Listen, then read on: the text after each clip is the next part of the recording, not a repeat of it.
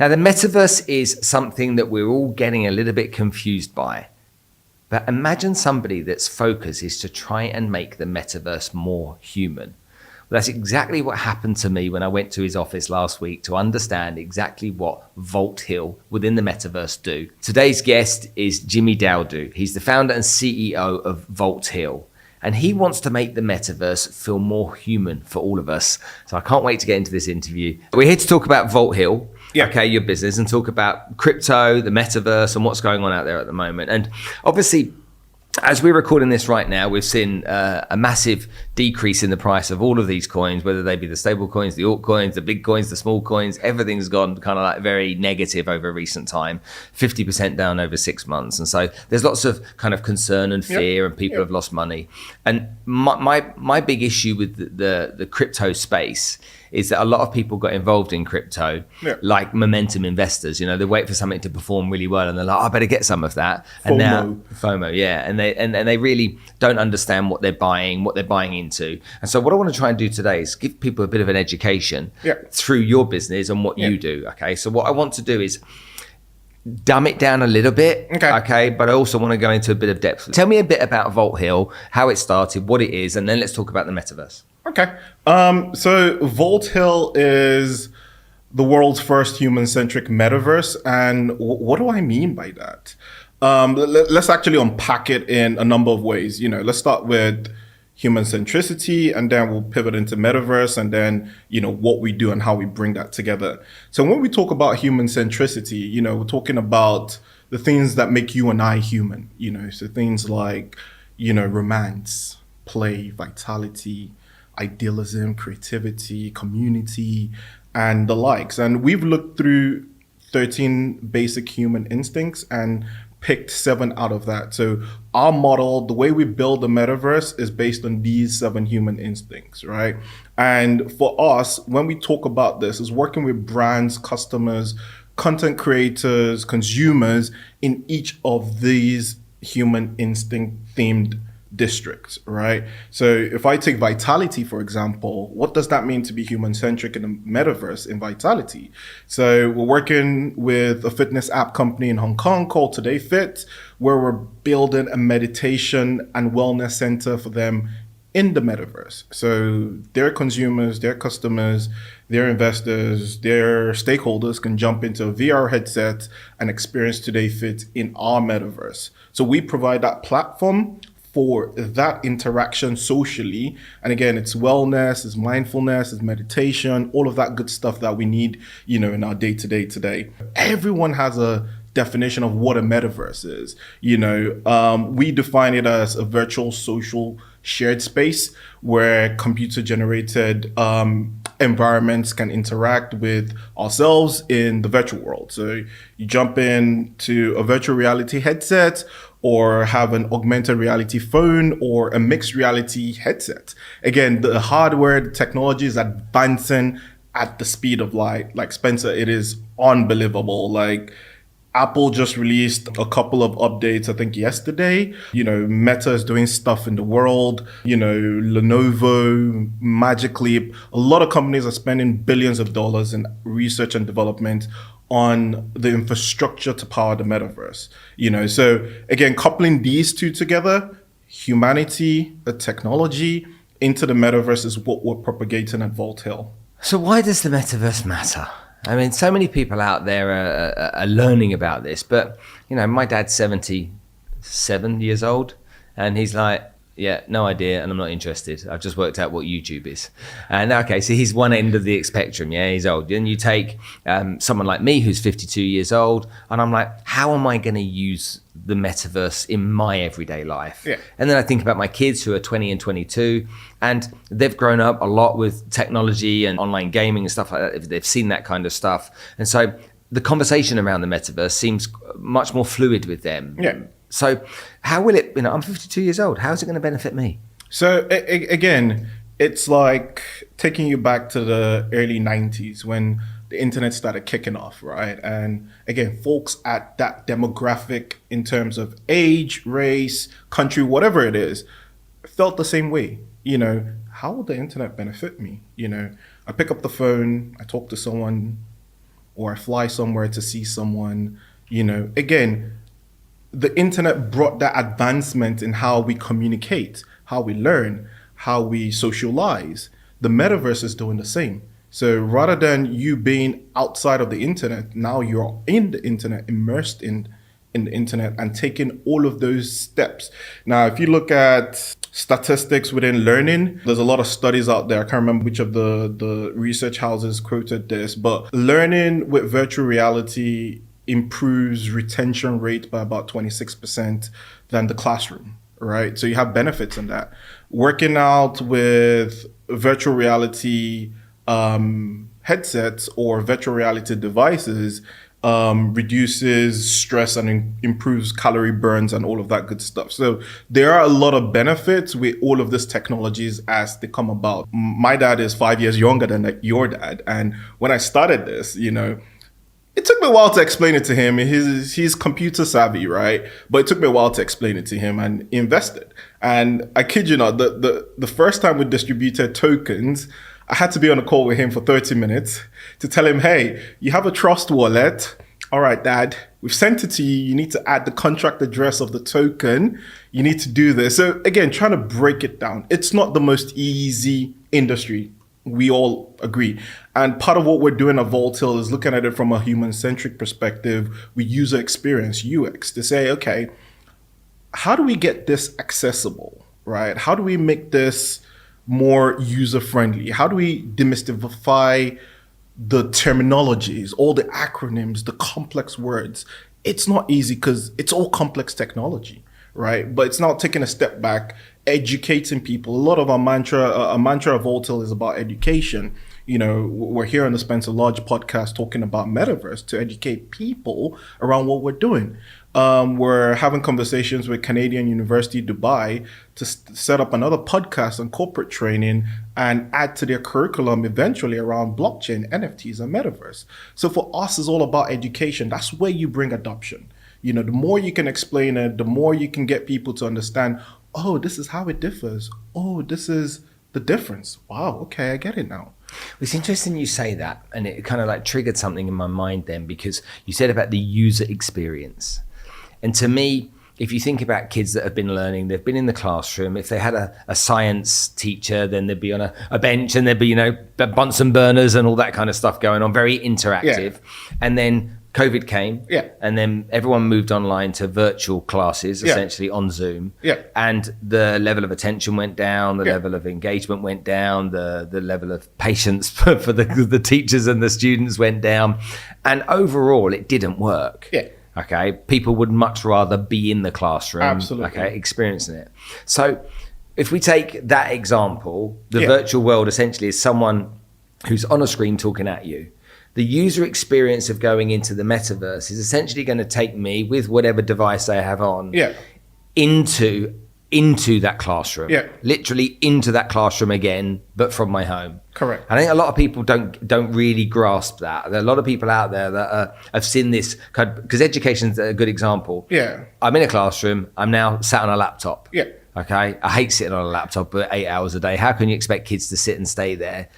But if you then take the next step, and the kids were doing their class where they felt they were immersed in that subject, in that class, they were engaged because of that whole user experience to me is where it's going to be the biggest difference and the biggest level of adoption. Absolutely. And I think that we can take UX when we think about apps, can't we? It takes something as simple as Uber. The easier it is to use, the more you're going to use it. Correct. Okay. And so it becomes very natural that, I got two daughters. One's got a car and passed a driving test. Okay. She wanted to drive. She's 22 now. I got my youngest one who's 20 now. She didn't pass a test. Okay. And she's looking at me. She's like, why do I need a car? Can I have your Uber account, Dad? Because that's just very naturally very easy for her. That's frictionless, car, parking, petrol.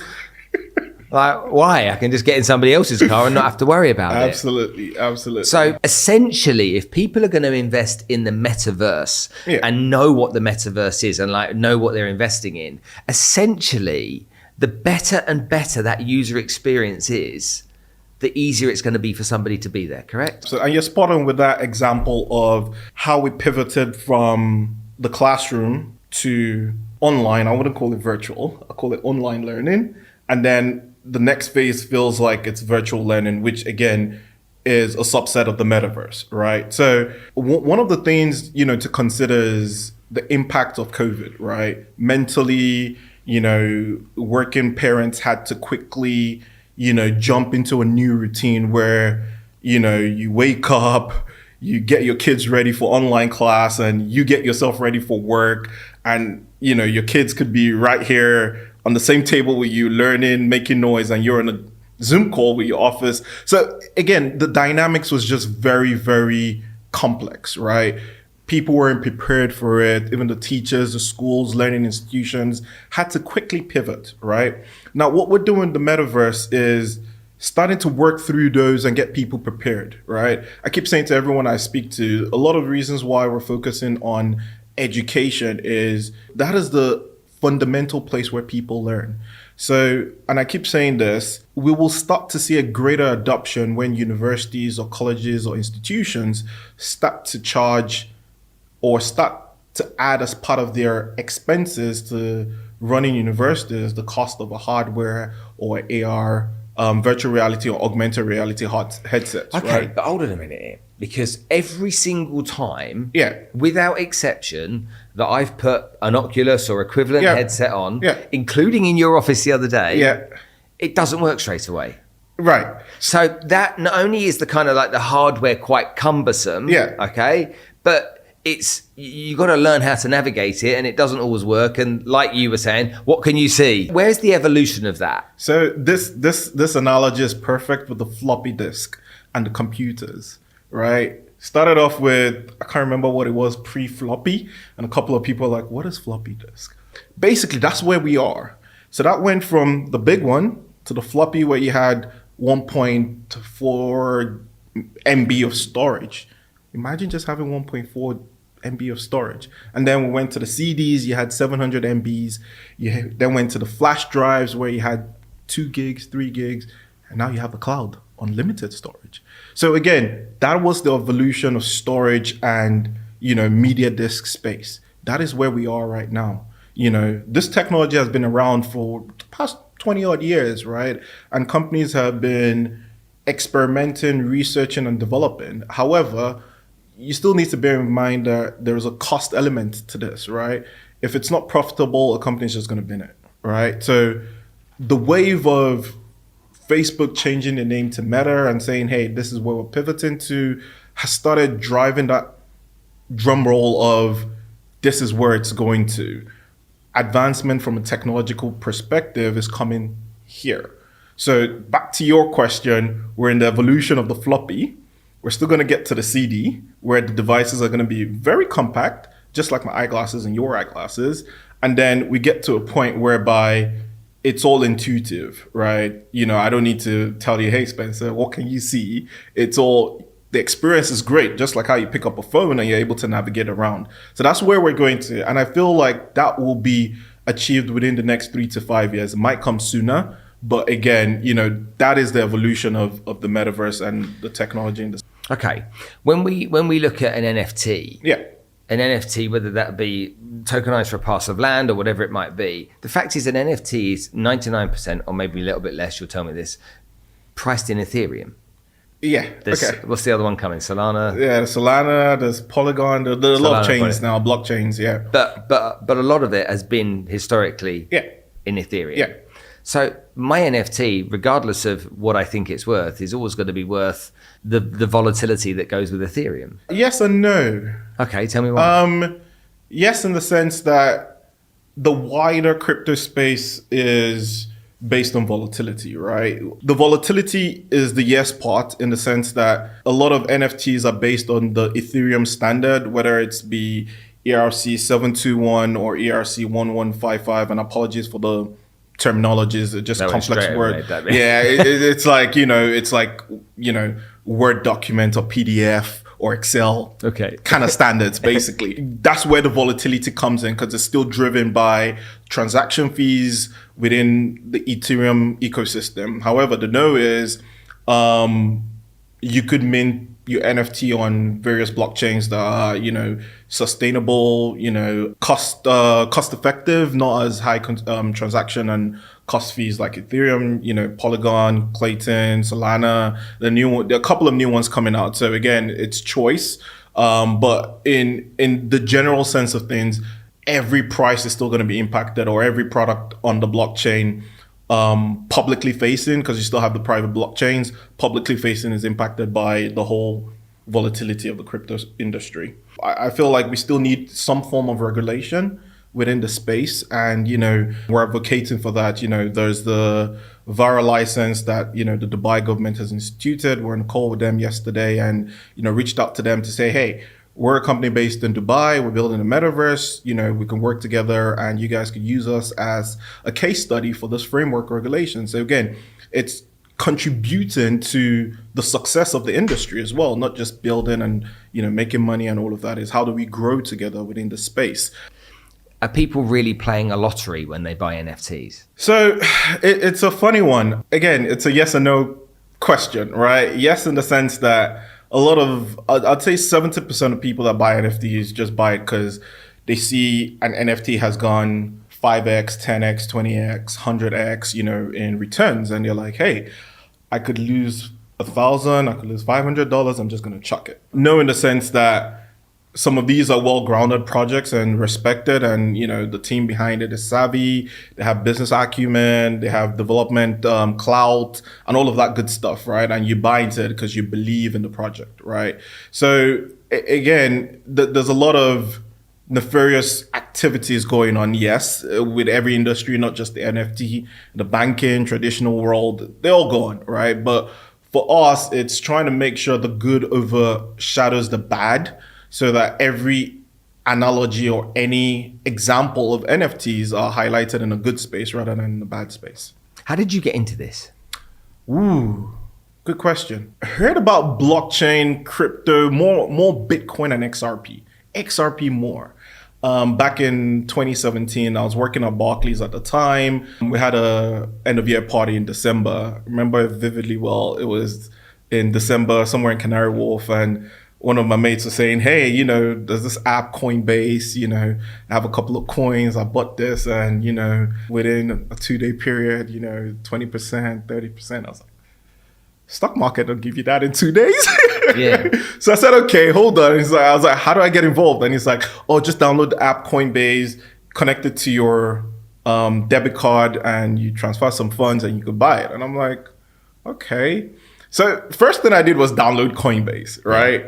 And the next thing I did was just Googled, because I think it was trying to sell me or tell me to buy Ripple XRP at the time, or Litecoin, I can't remember. So I Googled both of them and I was like, okay, what's this about? And for me, at some point, I shouldn't be saying this publicly, but at some point, I started realizing stuff that don't make sense makes you money, like stuff that you don't understand. And people get in, and there's a little bit of evidence around income gain and, all of that stuff. And I was like, snap, I missed out on some nanotech investment a couple of years ago. And I was like, okay, hey, I'm hearing about blockchain, crypto, not really much. And I'm like, what is this? So I was like, okay, £100. I could afford it. Let's drop that in, bought some XRP, and I bought it. And I kid you not, the next day, I saw a 30% rise. The next day, 40%. The next day was double. I was like, hold on, is this a scam? What is this? Hold on. I was tempted to put in more money, but I did some research first. And apparently I found out that out of all the cryptos that were the top 10 at the time, XRP had a use case, in terms of remittance, me being from Nigeria, sending money back home. I understand the cost, the banks, and XRP was solving a cross-border payment problem. So I was like, okay, this makes more sense. All right, let's put some more money in it. I've done my research. Put that in. So £100 was the first amount. What was the second amount? Come on, Spencer. I think I put in about 1,000, and then another 1,000, and then I spoke to my wife. She put in some money too. Spoke to my friend. Like, I kid you not, I was literally an organic brand ambassador of XRP for like 7 months. And then crypto happened. First time it happened, So I saw profits in 4 digits turn to minus something. And I was like, hold. Everybody on Twitter is like, HODL, hold. And I'm holding. And I'm seeing my money go down. I'm like, shit. And then I just left and I focused on my day job.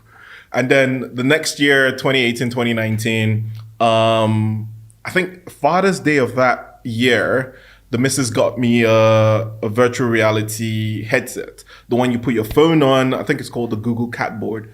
You put your phone on and then, you're immersed. And it felt good. It felt like I was a child again. I was like, roller coaster, this, that. And it was good. And that parked for a while. And next thing, later on that year, I think late 2018, early 2019, virtual land came about, Decentraland, Somnium Space. And I was like, XRP, I'm still, nursing my losses. Well, I wouldn't call it losses because I didn't sell it, right? But the decline when I saw profit and didn't take it. And then virtual land came about and I was like, okay, let's dabble into this. What's it? Nigeria, investment is more around stocks, real estate, right? In Nigeria, there's 0 to no mortgage available. So if you want to buy a house, or a lot of people build their houses or build their homes. So you first start off with buying land, you fence your land. The guy is called Omonile. The people that have the land don't come in and, the quote unquote have the land, come in and disrupt and break things and just build their own stuff, because anything real estate law in Nigeria is like ages and decades away. So with that concept or construct of, first buy land and you build, I did the same with land in Decentraland and Somnium Space. And I bought a couple, I think at the time was about $200 and left that. I just land banked it. I was like, I didn't know what this was. I was just going with the flow. Again, money that I could afford to lose. And, hey, just went on back to my day job, focused hard. And then fast forward to 2021, January, right? I got an email from OpenSea with, an offer for one of the pieces of land. And I think it was going for about 2 Ethereum or 3 Ethereum. And at the time, that was like about $10,000. I was like, hold on. How much did you buy it for? $200. So $200 and someone offered you $10,000? Yeah, less than 3 years after. So I first checked the sender of the email to make sure it was originally from OpenSea. I didn't click on any links. I went into, I can't remember, I think I had the MetaMask wallet on one of the laptops, and luckily I hadn't given that away. Dusted it, plugged it, charged it, set it up, and jumped into my account, and it was real. I saw it on 2 of the pieces of land. I think I had about 6, and I was like, okay, you know what? I'm just gonna test this. Clicked on accept one. There was a couple of gas fees. The transaction didn't go through. I had to put Ethereum in. Eventually did that, hit on it. And then I saw it in my wallet. I was like, hold on, okay. This looks real. Let's put it in my bank account so I know it's real. Converted it again, Web3, bless us. We're gonna make this easier, guys. Converted it from my MetaMask Ethereum to, I think I used Uniswap to get that into USDC, then sent that to Coinbase and then converted from USDC to GBP and then withdrew that money into my bank account. And then I saw it and I was like, it's real. Come on. It's real. I gave my wife some of that money as well. She's smiling over there. But for me, it was like, hold on. Again, it wasn't just that. It was more around within the blockchain space, because I've been an investor, I've seen money, I've lost money. I kind of understand the space because I follow crypto Twitter, So again, when DeFi came out, I knew about that, Metaverse came out and all of that. So for me, it was always, okay, what is the next step? I've always been entrepreneurial right from my university days, which, we talked about earlier, but hey, let's park that for another day. And for me, it was like, it just felt like, hey, Jimmy, this looks like the next thing. Let's just start building. So in February, same year, spoke to Nick, a very good friend of mine. We've known each other for almost 10 years now, run a consulting together. And I was like, Nick, we should do this. And he's like, Jimmy, if you come again with another idea, what is it this time? I'm like, hey, Nick, chill.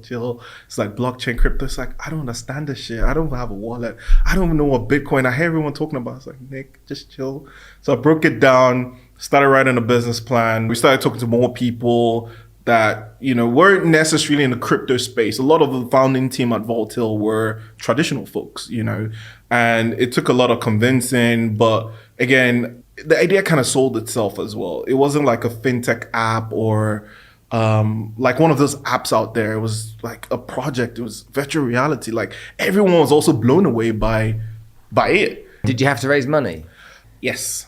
And how did that go? I could write a book about it. I kid you not. And Tough? it was. What was the most tough thing about trying to raise money for your Metaverse project? It was the communication, the availability, the meetings, right? And we raise money differently, right? Conventionally is equity, right? We raise money through a token sale, right? We did very little bit of equity to friends and family, but it wasn't. So we started off with the equity round, talking to folks, and people just didn't get it. Like we started talking to people as far back. The way you looked at me just then fascinated me. So yeah, people just didn't get it. I don't think people get it now. And the notion of, a lot of investors invest in the team rather than the product or the numbers. Yeah. For me, it was just hard getting people to understand what this was about, because they don't see that use case and application in their day-to-day. We're talking about something that in the next 5 to 10 years, hey, there's going to be a form of AR, VR, MR everywhere, right? Like proper adoption.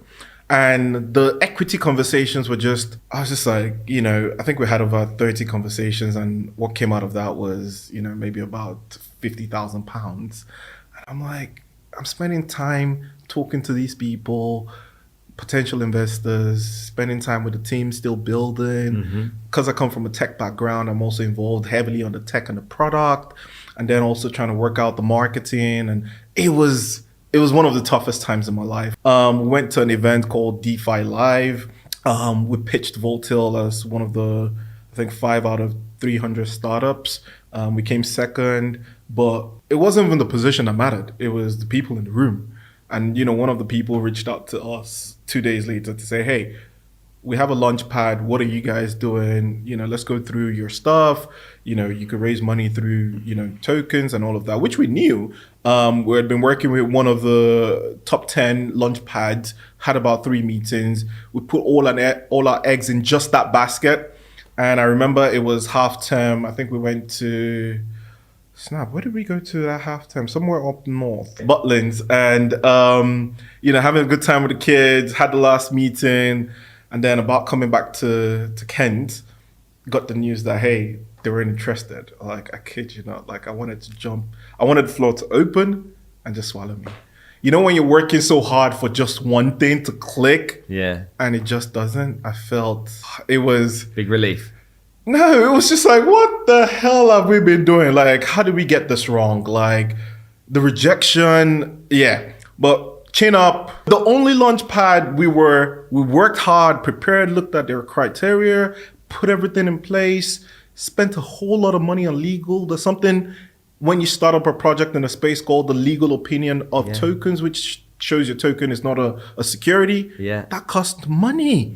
Went to a legal firm in London, 5 figures was the cost, and we were spending money. So originally I bootstrapped the company, sold a couple of virtual lands to get it up, remortgaged a couple of my investment properties as well, and put some money to get a team, a young team together.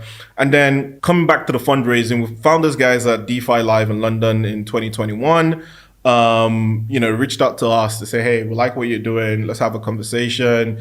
They looked at our tokenomics. So we raised funds through token sales. So in the blockchain world, you could do tokens or you could do equity, or you could do both, right? And we did tokens.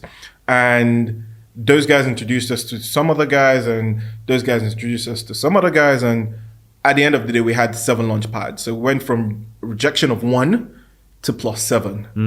And it was just incredible. Like, everyone wanted a conversation.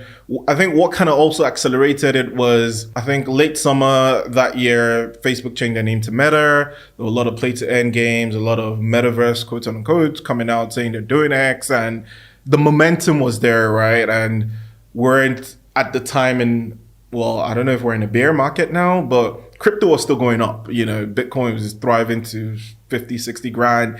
Everyone had money, right? So it was more of, okay, let's just check which projects make sense. Let's look at the teams and then jump in. And I think that was part of the catalyst for fundraising for us. But the pressure, the time, times I'm on calls with Asia at 2 a.m. UK time, with Canada, it was just odd hours, and I didn't mentally prepare myself for that. I was just like, hey, let's just go. And it took a toll, but after it was raised, it was like, because when we started, one of the guys we got introduced to was like, Jimmy, raising money is hard. Sorry, raising money is easy. I was like, what are you talking about? Like, I've been trying to raise money like the last 6 months. And then when we raised money, I was like, shit, raising money is easy. The hard part is building. So hiring a team, putting the vision, internal politics, marketing, it's all the things a normal company has to do with. It's just nonstop. Like even when we reach a huddle where we've released product, it's like, oh yeah, how do we get customers? How do we retain customers? It's like, I'm like, guys, I just want to be a kid again. So how much money did you raise? So we did 2.1 million through the public sale. Dollars, yes. Dollars, okay. And we've been quite prudent with it in the sense that from a resourcing perspective, we've gone through high cost, low cost location, nearshore, offshore, and remote as well. Our team's fully remote. We have a small office in Dubai. How many people are part of your team? So we're 31 now. What's going to be interesting for me, and how am I going to benefit from what you're doing? Great. So we've looked at the market, we've looked at the industry, right? And we've positioned Voltil quite strategically, right?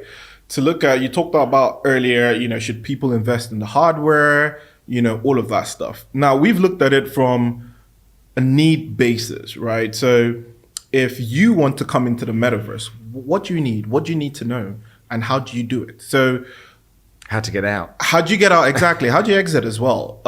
So a couple of companies specialize in, we just provide the technology.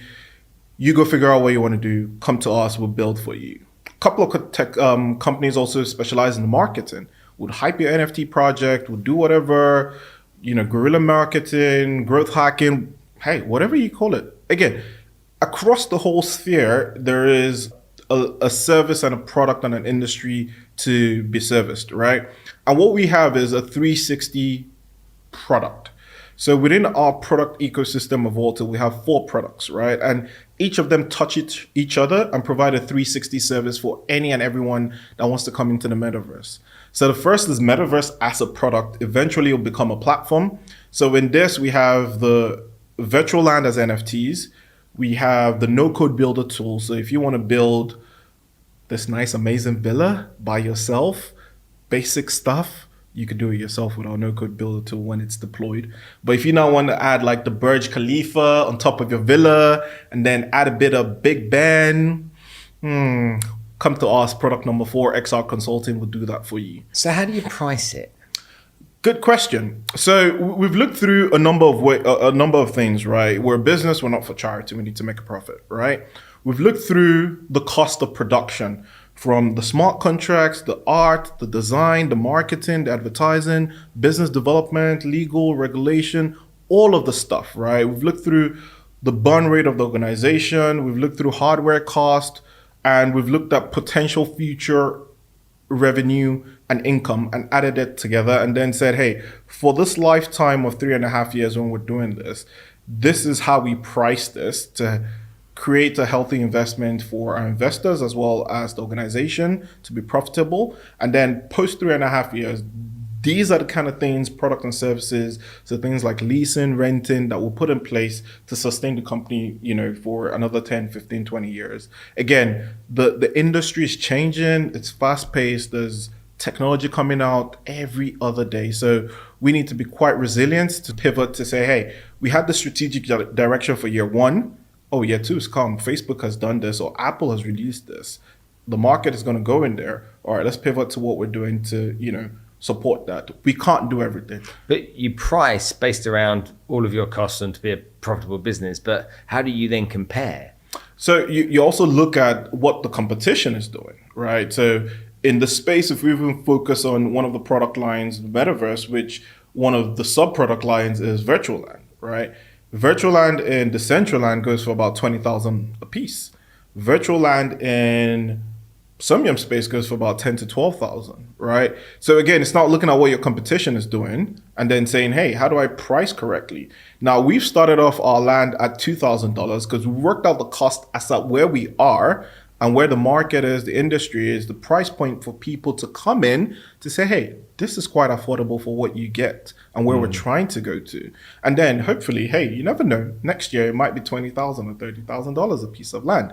And the idea of scarcity brings that price hike or price increment in as we go on. You know, we made a business plan to do this over a 3.5 year period. We're not just selling all our land in the first month or the first year. So again, it's looking at all of that and pricing it competitively to be, you know, to have an edge in the market. How many land parcels will there be in total? 10,000. And how many have you sold? Good question. 128. And how will you sell them over the course of the coming months and years? What's the structure? You sell a certain amount every quarter, or how do you do it? So we're working on that. I'm not going to tell you I know exactly that. Now, the reason why we've not set out a plan to say, hey, every quarter we sell X is fundamentally when you buy land, the question is, what do I do with it? Now, in the background, the team are building, the no-code builder tool, building in functionalities for content creators to be able to import stuff and design stuff, right? Once we get to that point, which we will get to by Q4 this year, in parallel, we'll start working through land deployment. So the more customers we have and the more need for land, we start to increase and we start to deploy land. I get this. So basically people can buy land, but they can't put much on it right now. Correct. Okay, you want to be in a position where they can buy land and they can spend more money on putting the things on the land. Exactly. Yeah? Okay, exactly. and then that's more profitable for you as a business. Correct. Okay, and then they've got more to trade as well, essentially. Exactly. Okay, got exactly. it. Understood. So we don't just want to say, hey, here's land, and you're like, oh, I need to wait a year. Oh, what can I do? Nothing. Yeah. But Snoop Dogg didn't move in next door either. He could. He could. Anyone could. Anyone could. It's complicated. You're talking to people about something they don't understand. You're trying to get people excited about something that you're excited about, but they don't understand. You really believe in it. It reminds me, have you heard of a company called Beirut?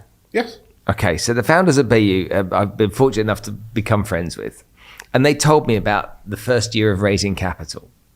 And so there's three brothers, very smart guys, very, very smart guys. They set this company up and they wanted to raise some money.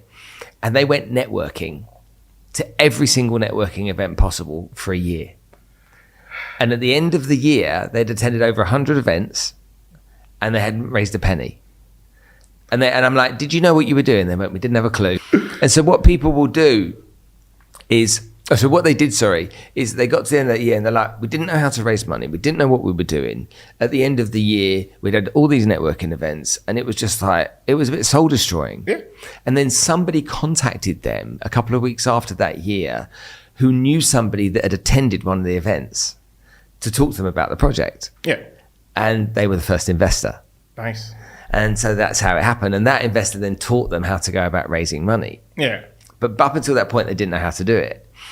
And I imagine being that person, going night after night, week after week to these events, talking to people sitting there going, oh yeah, as they've got, their drink in their hand. Oh, that's really interesting. Tell me more about it. And you're telling them about it. And they're like, nah. Time wasters. Yeah, all those kind of like, what do we call it? Tire kickers, we call it, don't we? How relentless you have to be and how disciplined you have to be and how committed you have to be, knowing you really believe in something and you just know it's going to work. You just don't know how just yet without the money. Did you get to a point at all where you were like, do you know what, this isn't worth it? For me, with all my endeavors, I'm very driven, right? So if I start something, I want to see through and go for it and get support as much as possible, right? And because I strongly believe in Voltail, I had the conviction last year, December, to quit my day job. Healthy salary, 6 figures, London, nice title, nice role, big budget, big team. But for me, I felt there was something else, right? And that was when, I just said, hey, I had to pivot into Voltail full time. I can't do this on the side and all of that good stuff. And yes, in the sense that, did I know everything at once? No. Did I know who to talk to, where to go? No. It was all constant learning. At a point, talking about events, at a point I told the team, I'm not doing events for 3 months because I want to focus on build product. I want to go from going on stage and talking about Voltail as a dream to, hey, here's Voltail, this is a product. You could go in and do X. It's a more compelling narrative. Mm-hmm. And my mom used to say this to me growing up in Yoruba. It's an adage. It's She kokorioko ni nigbati orun mole. So it means make hay when the sun shines. Yes. So make sure you are pivoting and you're doing as much as possible when you can.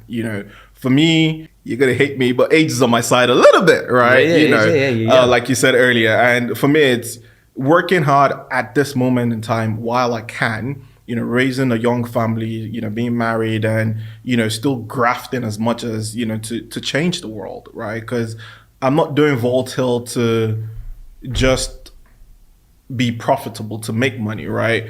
I want to pivot to a place where what we're doing is self-sufficient and helping people, impacting the world in numerous and diverse ways, right? So for me, it's always trying to be the best at what you do and learn from people. What do you think could go wrong with Voltail? A couple of things, right? So one is misalignment of direction, right? So as we're growing, I'm starting to hire senior folks to drive some of my vision. And if you bring in people that, I wouldn't say not aligned, because you're bringing people that are kind of aligned to your vision, but it's all about execution, right? If you bring in people that take too long to execute a vision because of X, Y, and Z, either support, money, tenacity of the team, whatever it is, things start to go wrong, right? So that is one. Two is getting profitable in good time, right? I want to set the stage for founders that start a company and, again, not just raise revenue, become profitable, i.e. you're earning more than you're spending, as a business, right? And if we're not able to achieve that, things will go wrong. I need to go start raising money again, which we will do. But again, that's for expansion and for more of the stuff we want to build within the vision. So I'd say those are the two key things that, could go wrong. But again, it's now thinking through mitigation plans, risk models as to how to mitigate these.